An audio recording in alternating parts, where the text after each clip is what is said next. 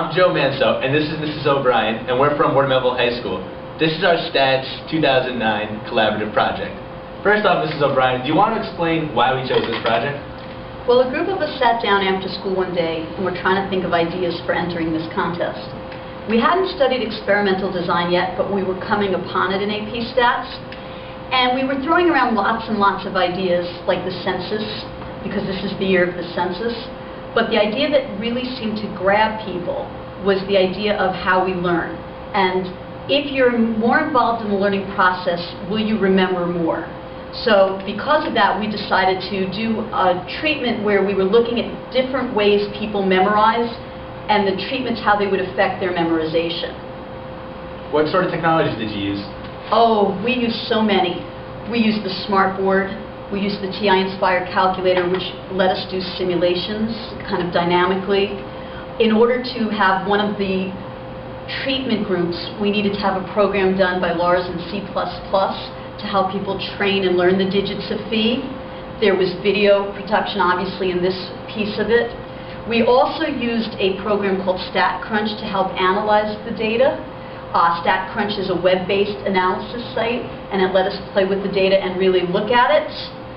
And I think that really sums up most of the technology that we've used. Okay. Do you want to explain how we set up the experiment? Sure.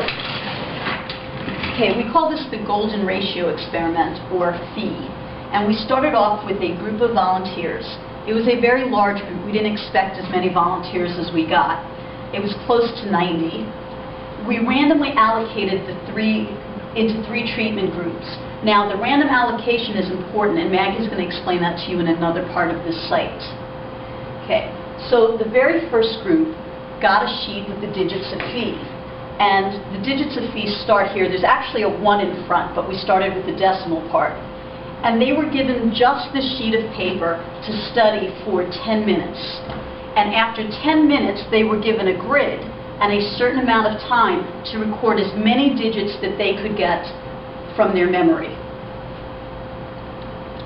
The second treatment group not only got the grid, but they got a piece of paper and a pencil.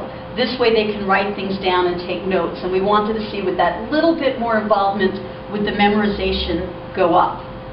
And the last group worked what I call the phi trainer. This was designed by Lars. It's a C++ program, and kids actually interacted with the computer, putting digits of phi in and seeing if they were right, and it was a very interactive way to memorize the digits of phi. And at the end, when we were done, we sat down with our analysis team and we looked at the results and tried to compare to see if we had anything statistically significant. All right, thank you for your time, Mrs. O'Brien. You're welcome.